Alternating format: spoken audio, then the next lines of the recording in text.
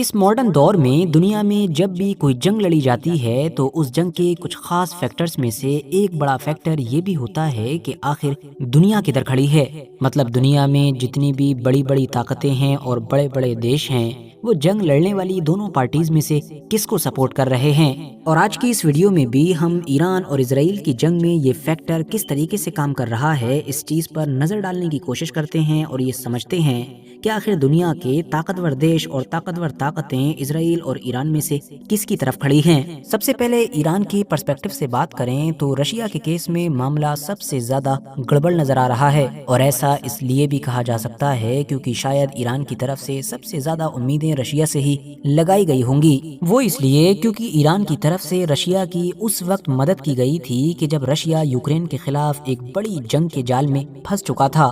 Europe کی لاکھ دھمکیوں کے باوجود بھی ایران نے نہ صرف میسائلز اور اپنے ایڈوانس ڈرونز رشیا کو بھیجنے جاری رکھے، بلکہ سپلائی کو یقینی بنانے کے لیے خود اپنے ایڈوانس ڈرونز کی فیکٹریز تک رشیا کے اندر لگا کر دی تھیں۔ مگر اب جب خود ایران ایک بڑی جنگ کا سامنا کر رہا ہے تو رشیا کی طرف سے ویسا ری ایکشن نظر نہیں آ رہا ہے کہ جو لوگوں کی طرف سے ایکسپیکٹ کیا گیا تھا۔ اب آپ میں سے شاید بہت سارے لوگ یہ ایکسکیوز بھی دے سکتے ہیں کہ ایسا اس لیے ہے کیونکہ رشیا تو خود یوکرین کے خلاف ایک بڑی جنگ میں پھنسا ہوا ہے۔ تو آپ کا یہ ایکسکیوز کافی حد تک جسٹیفائی ہے بھی، مگر اندر کے حالات کتنے زیادہ خراب ہیں اس چیز کا اندازہ جو ایران کے ایمبیسڈر ہیں ٹو رشیا، ان کے اس بیان سے، اس ٹویٹ سے لگایا جا سکتا ہے، جس میں کلیئرلی نہ صرف ان کا ایک درد جھلک رہا ہے بلکہ یہ بھی پتہ چل رہا ہے کہ اشاروں میں وہ کس کے اوپر نشانہ سادھ رہے ہیں، جس میں انہوں نے کلیئرلی یہ لکھا ہے کہ ان کریٹیکل ڈیز میں کہ جب ایران ویسٹ اور امریکہ کے دوارا تھوپی گئی ایک جنگ کا سامنا کر رہا ہے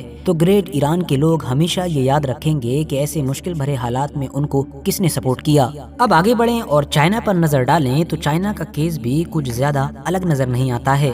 چائنا ڈپلومیٹیکلی تو ایران کو پوری طریقے سے سپورٹ کر رہا ہے، بلکہ کچھ زیادہ ہی کھل کر سپورٹ کر رہا ہے، اور اس نے پہلی بار اس طرح کے بیان دیے ہیں کہ جس طرح کے عام طور پر وہ دنیا کے کسی بھی معاملے میں دیتا نہیں ہے۔ یہی وجہ ہے کہ ڈپلومیٹیکلی ایران کے لیے اتنا زیادہ کھل کر آگے آنے کی وجہ سے انٹرنیشنل میڈیا میں چائنا کے ان سارے بیانوں اور اس کی ان ایکٹیویٹیز کو خوب کور بھی کیا جا رہا ہے۔ مگر ایک لانگ وار کے سینیریو میں چائنا ڈائریکٹلی ایران کو ملٹری کے معاملے میں سپورٹ کرے گا یا نہیں، تو اس کو لے کر چائنا کا جو ٹریک ریکارڈ ہے وہ کچھ اور ہی کہتا ہے۔ دنیا میں اکنامک سپر پاور بننے کا خواب لے کر آگے بڑھنے والا چائنا ہمیشہ دنیا میں ہونے والے کانفلکٹ سے اپنے آپ کو دور ہی بنا کر رکھتا ہے۔ مگر یہاں پر ہم کو یہ نہیں بھولنا چاہیے کہ امریکہ اور اسرائیل اگر خدا نخواستہ اپنے اس خواب میں کامیاب ہو گئے کہ جس مقصد کو لے کر وہ ایران میں آگے بڑھ رہے ہیں، مطلب کہ ایران کی رجیم کو چینج کرنا، تو یاد رکھیں کہ اس کیس میں چاہے رشیا ہو یا چائنا ہو، دونوں کا ہی انفلوئنس کے معاملے میں پورے مڈل ایسٹ سے لمبے وقت کے لیے سوپڑا صاف ہو جائے گا۔ اور ویسے بھی رشیا اور ایران سے جنگ کرنے کے بعد اگلا نمبر چائنا کا ہی ہے، کیونکہ اس بات میں کوئی بھی شک نہیں ہے کہ امریکہ تو اپنے لیے اصل خطرہ چائنا کو ہی سمجھتا آیا ہے، ورنہ رشیا سے جنگ تو وہ یورپ کی وجہ سے لڑتا ہے اور ایران سے جنگ اسرائیل کی وجہ سے لڑ رہا ہے۔ اسی لیے ممکن ہے کہ آنے والے دنوں میں رشیا اور چائنا کی جو اس معاملے میں پالیسیز ہیں ان میں ہم کچھ بدلاؤ دیکھیں اور یہ لوگ کچھ الگ فیصلے لینے شروع کر دیں، کیونکہ پہلے دن کے جھٹکے کے بعد پھر ایران اب دنیا کے سامنے اپنی قابلیت دکھانے میں کامیاب بھی ہو گیا ہے۔ تو ظاہر سی بات ہے کہ ہارنے والی پارٹی سے تو ہر کوئی دوری رکھتا ہے، لیکن اگر گھوڑا ٹکر دینے والا ہو یا جیتنے والا ہو تو اس پر بازی لگائی جاتی ہے۔ اب یہاں پر بہت سارے لوگ افغانستان اور اس کی جو حکومت ہے، مطلب کہ طالبان، اس کو لے کر کافی کیوریس نظر آ رہے ہیں۔ تو آپ کو بتا دوں کہ افغانستان کا جو اسٹینڈ ہے وہ کچھ نہیں بدلنے والا ہے، بلکہ وہی رہے گا کہ جو عام طور پر اس کا فلسطین کے میٹر پر نظر آیا ہے۔ مطلب انہوں نے ایران کے اوپر کیے گئے جو اسرائیلی اٹیکس تھے ان کو تو کنڈیم کیا ہے، آگے بھی اگر اسرائیل کچھ اس طریقے کا ایگریشن دکھاتا ہے تو اس کو بھی وہ کنڈیم کرتے رہیں گے۔ مگر جہاں تک معاملہ کسی سپورٹ کا ہے یا کسی انوالومنٹ کا ہے تو ایسا طالبان کی طرف سے کچھ بھی نظر نہیں آئے گا۔ وجہ صاف ہے کیونکہ ابھی وہ ایک لمبی جنگ کے بعد نہ صرف افغانستان کو اسٹیبل کرنے کی کوشش کر رہے ہیں بلکہ دنیا بھر کی طرف سے اپنی حکومت کو ریکگنائز کروانے کی بھی کوشش کر رہے ہیں، جو کافی حد تک ان کے دیش کے لوگوں کے پرسپیکٹو سے دیکھا جائے تو بہت بہتر بھی ہے۔ مگر پرابلم یہ ہے کہ ایران کا کیس تھوڑا سا الگ ہے کیونکہ ایران ڈائریکٹ افغانستان کے ساتھ بارڈر شیئر کرتا ہے، اور اگر بائی اینی چانس کچھ ایسے حالات بنے کہ جو بنتے ہوئے نظر آ بھی رہے ہیں کہ امریکہ کو لگنا شروع ہوا کہ اسرائیل ایران سے ڈائریکٹ جنگ نہیں کر سکے گا، تو امریکہ نے نہ صرف خود ڈائریکٹ جنگ میں کودنے کا فیصلہ کیا بلکہ ایران میں گراؤنڈ انویژن بھی کر ڈالا، جیسا کہ کسی دور میں عراق میں کیا گیا تھا۔ تو پھر ممکن ہوگا کہ افغانی گورنمنٹ کو چاہتے یا پھر نہ چاہتے ہوئے بھی اس جنگ میں کسی نہ کسی طریقے سے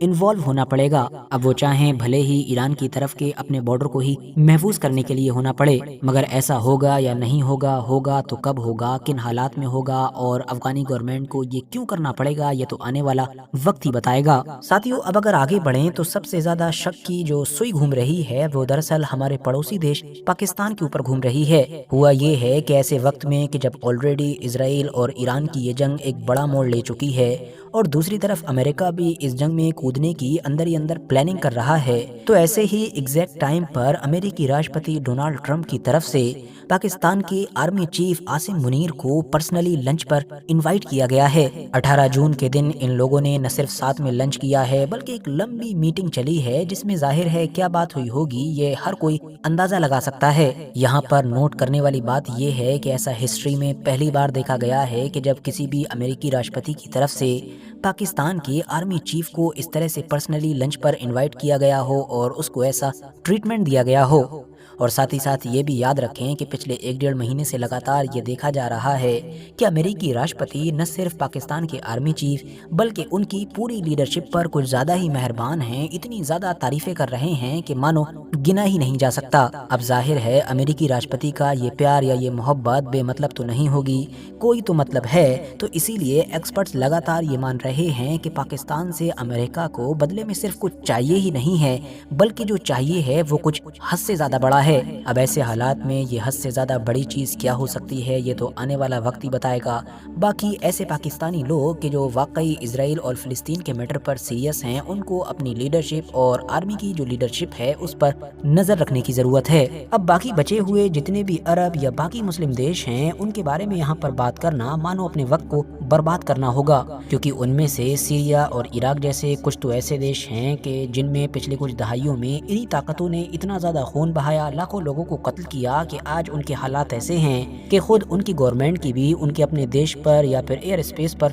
کچھ نہیں چلتی ہے، جبکہ باقی بچے ہوئے جو اسٹیبل دیش ہیں کہ جو اکنامیکلی یا پھر ملٹری کے لحاظ سے بھی کچھ ٹھیک ٹھاک ہیں، تو وہ آلریڈی امریکہ اور اسرائیل کے انفلوئنس میں اتنے زیادہ جکڑے ہوئے ہیں کہ فلسطینی یا پھر ایرانین لوگوں کے اوپر ان کا یہی بڑا احسان ہے کہ وہ خود اسرائیل کے ساتھ آ کر ایرانینز یا پھر پیلسٹینینز کے اوپر بم نہیں گرا رہے ہیں، ورنہ جب اسرائیل کے اوپر اٹیک ہوتا ہے تو اس کو روکنے کے لیے تو یہ اپنی پوری جان لگا ہی دیتے ہیں۔ اب یہاں پر کچھ اسرائیل کے پرسپیکٹو سے بھی بات کر لی جائے تو جیسا کہ ہم جانتے ہیں کہ امریکہ اسرائیل کا سب سے بڑا ساتھی ہے، بلکہ عقل مند لوگ یہ بات کہتے ہی نہیں ہیں، بلکہ وہ تو یہ کہتے ہیں کہ اسرائیل امریکہ کے بنا کوئی جنگ لڑتا ہی نہیں ہے، کیونکہ چاہے انٹیلیجنس کا معاملہ ہو یا پھر ہتھیاروں کا معاملہ ہو یا پھر اس طرح کی باقی چیزیں ہوں، یہ ساری کی ساری چیزیں اسرائیل امریکہ کی ہی استعمال کرتا ہے یا امریکہ کے ذریعے سے استعمال کر رہا ہوتا ہے۔ بلکہ حقیقت تو یہ ہے کہ اگر ایرانین میزائلز بالکل اسی طریقے سے روٹین کے ساتھ تل ابیب میں جا کر گرتی رہیں جیسی آج کل گر رہی ہیں، تو بہت جلد ہی ہم دیکھیں گے کہ امریکہ اسرائیل کو ریسکیو کرنے کے لیے ڈائریکٹلی